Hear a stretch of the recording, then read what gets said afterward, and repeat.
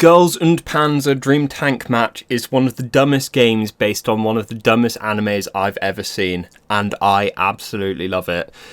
As much as I love this game, I have had a quite hard time describing or why I think it's actually good, hence why this has taken ages to do. But then again, some people say my reviews are good when they're just me listing off features with zero opinion. But anyway, like the name would suggest, it's about cute girls in tanks, Panzer being the German word for tank, and girls being the American word for hose. Before we get too far, I'd like to say of the two versions of the game, they both have their upsides and downsides. The Switch version being an enhanced edition called DX, while the Switch version did come out a year later and includes more content like new characters, tanks, stages, and all tank commanders having full in-game models, which surprisingly does actually have an in-game purpose as it lets you discover tanks further away and being able to see all around you. This version of the game also has an additional mode, Panzerfahren Festival. I'm going to absolutely butcher any of the German words in this video. I do apologise.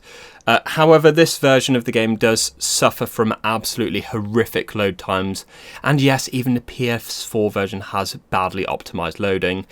While the game does actually look quite fantastic for a Switch game, I mean, just look at all the detail in the Ori streets. But compared to the PS4 version, obviously the graphical fidelity isn't as good. As you can imagine, the PS4 version looks and performs amazingly in comparison, but doesn't feature the new characters, tanks, or the new mode. But the new maps were actually made available via a patch and can be used in free match and or online, so that's quite good.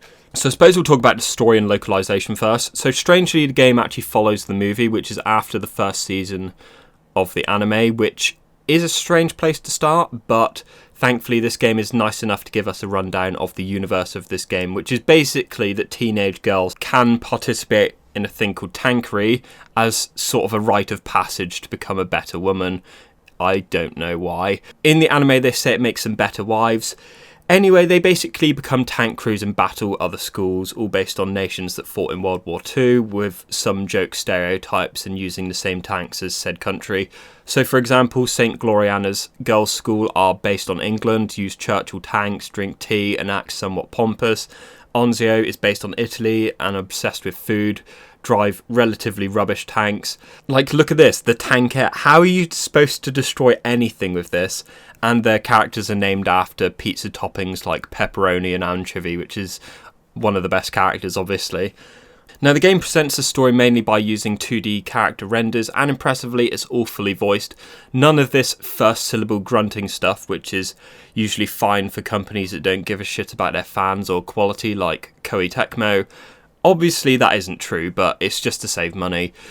But it honestly surprised me it's all fully voiced, all in Japanese only, which is kind of a shame, but then again, the game never had a proper Western release, only Asian regions with English subtitles, which I can imagine is because of licensing issues.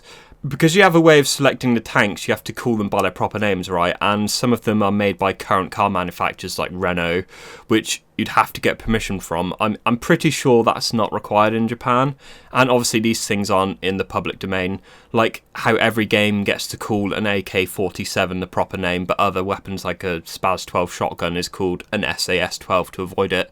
I have no idea where I was going with this. It's probably not even true anyway. I'm just guessing. Anyway, because of this strange localization issue, there are some also strange changes. Tankery, as in the whole concept of the game, is called Panzerfahren. The name they call the sport is called Senshido, as mentioned in the movie, both in English and Japanese. And the school, Kiramori Mine, is now called Black Forest Peak School. I don't actually think that's in the anime. I don't think they ever call it that. I haven't watched it in Japanese, but whatever. Kind of odd because none of the other schools are have a name like Black Forest Peak or something like that. Most of them have Japanese names. I should mention the whole story mode is just one giant flashback as well, because spoilers for the movie, while most of the movie is them fighting in tanks, there's a large part where the girls have their school shut down and them sorting their lives out and coping with their new situation. As previously, the story is a retelling of the movie's plot and is presented with a 2D character portraits explaining what's going on in either of the two battles from the movie. For the first battle, right at the start of the movie, it has both sides explain what's happening because it features lots of named characters. The game splits each battle into smaller skirmishes as stages and lets you pick different characters for, most of them, even opposing sides for some of them in the first couple of stages and, the final act at least. One thing that does irk me is in one of the stages you're supposed to lure enemies into traps where the hippo team are disguised as, vending machines and other scenery. But the game doesn't actually do a good job of telling you to do this, nor do you actually have to. You can just defeat the enemies yourself and end it. So you miss out on some, narrative doings, I guess. And it's kind of weird. There's like this narrative dissonance, I guess, because it doesn't. It tries to follow the story like quite strictly in some cases, and then others it doesn't, so it doesn't really make sense. It's kind of better to watch the movie before getting into this game if you want to appreciate the story mode, I guess. It's not, the end of the world. So aside from the story mode, there are domination mode, which are basically personalised stories for each of the schools. All of them have 5 stages, all randomised against random opponents. The story is the same each time, with each of the teams saying they get a prize from this competition and how they'll use it, and they all have their own unique ending when you reach and defeat the other 5 teams. But with the randomised teams, you do actually get different scenes of the schools interacting, which is kind of cool. Also, it's not something you can see all of the events in one go because there's more than 5 teams. So yeah, it's quite cool. So every time you do that, it can actually be different, and the different interactions of the different teams, it's pretty nice. But before we get too far, I should actually mention there are different types of battle in the game, which every version is featured in domination mode at least once. So there's technically 4 different types, but 2 of them are the most common. Flag and annihilation matches. So flag matches have one tank as the flag tank, and if it's destroyed, it's all over. And in some modes it's fixed, like the anime scenarios, or a tank is chosen at random in domination mode to be the flag tank or Panzer Festival. So annihilation match is defeat everyone to win. Obviously, if you're defeated, it's over. So the final 2 types are reach the destination, which is the only match type available for the downhill stage, but is common in some challenges, which you have to avoid enemy tank fire or control a tank like the Crusader and try not to run out of time. Then there's the survival mode, which is wait out the time limit, which is only done on the wetlands map and in a few story mode stages. You can just, wait out the time limit and not be destroyed, or defeat everyone to win, which is quite simple. So if you've got rubbish tanks, you can't actually cross the river to get to the enemy. You have to basically survive a bombardment. So yeah, good luck with that. So anyway, domination mode as, the side content mode. This mode is pretty flawed. There's one of the schools, which if you've seen the movie, you'll get it, called Jakisoto High. They only get 1 tank and that's it. And because the modes are randomised, you could be up against the university team, which are heavy tanks only, and they can pretty much one-shot you. So you have to defeat 5. So if you have an annihilation match against them, you have to defeat all 5 of them, and it's all over if you get destroyed. And if you die in this mode, you get reset to the start, which is quite funny. So on the other hand, this team can actually appear as an enemy in domination mode, and it's basically a free win at that point because you only have to destroy them, especially if it's the survival map, which is always the same map. So yeah. Then there's extra mode, which offers various challenges. Some of which are scenarios based on battles from the first season of the anime, while others are just straight up challenges like tankettes only, defeating 5 mouse tanks with just 1. The mouse, by the way, being a tank that has 2 main guns, massive amounts of armour, and an almost impossible to hit weak spot. This mode has 3 different difficulties as well, normal, hard and extreme. So yeah, trying to do some of these on extreme, especially I think it's called Mouse Mayhem, where you have to destroy 5 mouses with 1 tank, is pretty damn difficult, considering they can almost destroy you in 1 shot as well. So I think that was the trophy that's holding me back from platinuming this game for absolutely ages, because it's hard. It's hard. And there's also another funny scenario where I think you're up against 6 tankettes in a mouse, but obviously the tankette's too small that if they drive right into you, you can't hit them, so it's pretty funny. And then there's Panzer Festival, which is an exclusive mode for the Switch version. This mode is a tournament style mode, which you face off against other teams until the final battle. Each battle you complete, you can recruit one of the waifus from that team to join yours. Now, admittedly, this mode does nothing but piss me off. It's not a bad mode, in fact, I think it's one of the most fun, but the last fight is always against the teacher character on her own, who can and will one-shot pretty much anything, and because the stages are randomised, if it's an open stage, she'll pick you off from absolutely miles away. But completing this mode unlocks Army Chono and a Type 10 tank to play as, which is banned in the online mode as it's so powerful. This tank is no joke. I literally cannot describe how terrifying it is to fight against. It's in my top 10 most terrifying things, at least, along with going on first dates, skydiving, and your partner finding the homework folder. So on to actual gameplay. The gameplay is actually really solid. Now, you might think because it's some anime nonsense, it's just, a cash grab with basic features, but you'd be wrong. There's a vast array of tanks, each with their own playstyle. Well, to be more specific, some of them are anti-tank assault guns, so they don't have a turret and require you to rotate the whole vehicle, making it a vastly different experience. While there's the classic light, medium and heavy tanks, they have tried to balance them as best they can. So for example, light tanks have the unique feature called the Napoli turn, called the Neapolitan in the anime. I have no idea why they changed it, but whatever, you can 180 the whole tank if you have enough speed, and depending on the speed of the tank, you can also drift. This is available to light and medium tanks. It's obviously easier for smaller tanks, while super heavy tanks like the Mouse cannot drift. Well, mainly because it never actually reaches that speed. Yes, Mouse, yet it's the size of a building. Stats are really what set the tanks apart in gameplay styles. In most games you'd slightly overlook speed as a stat, but in this game speed really matters for some of the stages, or should I say environments. Like, avoiding shots is vital, but also positioning so you can take a shot on an opponent's weak point is arguably even better. Because speedy tanks are quite weak, being able to drift is an advantage too. Not only does it keep eyes on enemies, but drifting and firing deals massive amounts of damage. So much so, in some tanks like the Centurion, you can actually one-shot most medium and light tanks. Speed also allows you to follow enemy tanks and keep line of sight on them, which is pretty important in this game. Spotting tanks keeps their location on the map for a short time for everyone in your team, so they can't just instantly run away. So anyway, here is actually a rundown of the different stats that sets tanks apart. So there's attack, which is obviously the strength of the main gun, or guns if it has multiple. Loading speed, which refers to how fast the shells reload naturally, but you can get a fast reload by pressing the fire button when the shell reaches the box in the middle, which is different for every tank. Some tanks don't actually have this, like the previously mentioned Type 10 tank, you can't actually do a fast reload on. Not that it actually matters because it's so quick anyway. So accuracy, how good it is from long distance, and how close the shell's going to hit to where the reticle is. Armor, obviously how much your defense is on the tank.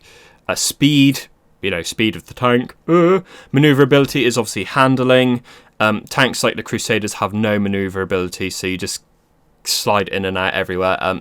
Especially the rose hip version, which is done as a joke, because there's one stage where we have to go around the ORI streets in that tank and it just skids all about the place. It's pretty funny. So reconnaissance is the distance you can spot enemy tanks from, and how long they'll stay marked when they're out of line of sight, which is pretty good. Maintenance is how quickly tank treads will repair. A bit of a weird feature because you can deliberately knock tanks treads off, which is quite funny for an assault gun because obviously they can't turn, so you can do that. This is done as a joke in the anime by the turtle team. Yeah, just knocking the treads off a tank, and then they have to try and repair them, which is pretty funny. You can speed up this process by pressing X, so maintenance is just the speed it does it, naturally. So in addition to these stats, you can add your favourite characters as crew members. One of them has to be the commander, which have in-battle skills which can be used once the gauge on the left is full. The gauge fills mainly by driving about, so not exactly difficult to obtain. Some characters share their skill, which like Mika and Yukari, which reveal enemy tank weak spots, while others like Alicia have unique ones like releasing a radio balloon that reveals enemies' locations, which is a callback to Season 1. Even though the skills can be used infinitely, you can also use it for a thing called Panzer High, which makes your tanks invincible for a couple of seconds, which is quite good in a pinch, especially if you're in a lighter tank. So in addition to tank commander skills, you have basic crew, which anyone can be, and every character gives boost to a certain stat, usually relating to their position in the tank. Well, in the anime that is, you can't actually assign a driver or a gunner, etc. So most characters which are drivers, like Makareze, will increase maneuverability and speed, while radio operators like Sayori will increase the recon. So in addition to this, depending on the characters you pick, there can be a bonus. Like if I pick Erwin, Caesar, Simonza and Oryu, I think that's how you pronounce their names, then there's a massive increase to the stats as it forms, the Hippo team, or basically if you form any of the teams from the anime, that's at least, one team combo you get. It's not only teams from the series, but there are also a couple of random pairings like Mio, Nishizumi and Alice get Boko buddies. Boko referring to Punchy the bear, another weird localization change, which is actually a basis for the part of the movie, those two being obsessed with those teddy bears. Anyway, each tank has a limited number of crew slots, which is kind of reverse balance, as smaller tanks can only carry 3 waifus, while larger tanks, which are better and tougher, can carry up to 7 waifus, so you get bonus stats for that. You can also bring support cards, which have various effects like repairing damage, releasing smokescreen, or restoring the AP gauge. Some of these can have variants which cost more points for more uses, giving you more options. So the battles in the game can actually be a mixed bag, because they can be super quick depending on how the AI reacts, if they rush at you or if you get good positioning, but other times it can be real drawn out with enemies running away, or if, for example, in the Owari streets they hide around buildings. It gives a sense of tension as you have no idea where the enemy will come from, but also could be incredibly boring looking around for a tank, because obviously you're moving, they're moving as well. I'm sure there's some sort of like logic puzzle to the best thing to deal with that. If you stay in position, they'll eventually find you. So another thing that adds to the length of the battle is the damage. So there is actually 3 types of damage in this game. Normal, which is hitting the tank from the side, will deal normal amounts of damage as you'd expect. Weak point damage inflicts insane damage, and the weak point is, hidden on each tank or in hard to hit areas like the part where the barrel joins the turret, vents, frontal visors, which is different on every tank. You have to have a character to actually know where it is, you need a tank commander that has that skill, and then you can use that for, future reference, which is kind of like cheating, I guess, but whatever. I suppose drifting damage does actually count towards this type of damage as well, as drifting and shooting enemies deals significantly more damage, provided you don't hit heavily armoured parts. And then there's the most common type of damage, which is scratch damage. So hitting a tank from the front deals virtually no damage at all. That's why in the anime they always send, the Porsche Tiger or each team's heavy tank to the front, as it absorbs most of the shots. They just bounce off, I guess. So finally, I do actually have to mention 2 overlooked features, one of which is kind of genius, not going to lie. But before that, even though your allies are kind of derpy sometimes, like retreating for no reason, the game does actually give you the ability to order them about using a tactical map, and specific orders like guarding other tanks, bombard, or general defending areas. So they can be useful, especially if the flag tank is not you and you need them to stay out of sight. And the last thing is the messaging system, which allows you to pick 4 different messages from this massive list for all different situations. Very useful for online. Not that many people still play this online, but anyway, I just like the feature, and it's all fully voiced. Just look at all the voice lines you get. So it's nice to break the silence and not feel so alone. So there is one kind of final thing in this, and that is customization. Anyway, customization. So tanks can be customized in the tank garage, as well as the crew and commander. The actual tanks can only have the colour and the decals changed, which are fixed positions, which is kind of lame. So the decals, there is actually several hundred of these, which are unlocked, which you have to destroy hidden Boko teddies in each stage, also known as Punchy. The ones you get are random, so it's kind of annoying that destroying certain Bokos don't unlock certain decals or support cards. Nor does the game tell you this at the end of the stage, which ones you've unlocked, simply stating decal as if that describes anything.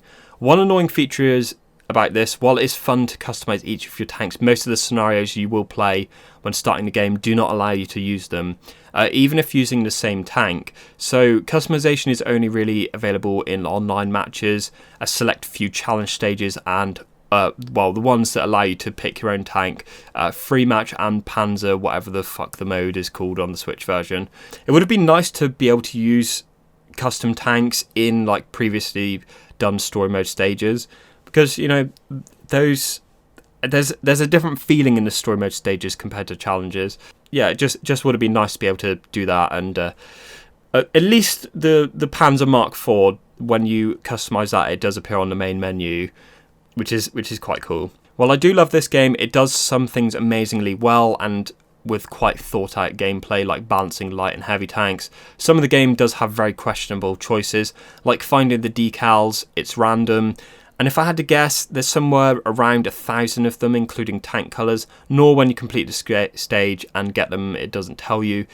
It does tell you what tank colours and crew and support cards you unlock, but the strange thing is, well, two I guess, is that they clearly thought about this, because in DX's new mode, if you defeat it or complete it, the decals actually have a different symbol, which is very odd. And secondly, there's so many stages and so many Bocos that they could have assigned each decal to certain stages and Bocos instead of a randomised thing. If all that stuff was assigned, then you'd have a chance to get the ones you want. Took me ages to get this one, and it's my favourite. Overall, I think this game is great because it's so unique and has pretty solid gameplay, and also because I love the anime, because it's so dumb as a concept, yet it works. So as a rundown, the good things the game has to offer are amazing and varied gameplay, which is super satisfying, great customization, decent map variety, varied game modes, and then there's the bad things, which is the horrendous load times in both versions of the games, even worse for the Switch users. Randomised customization unlocks. Characters can be a little too annoying sometimes, like Soyori, even though she's one of my favourites, says this all the time.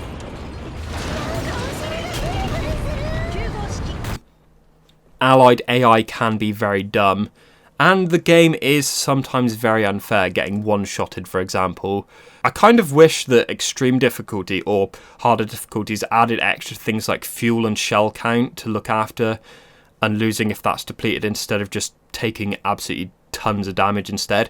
Maybe if there's a sequel. I mean, Das Finale, you know, the recent anime series, which are like 45-minute episodes per thing, is actually supposed to have 6 parts, so they could. I bloody hope there's another game, because this is probably one of my favourites for literally no reason at all.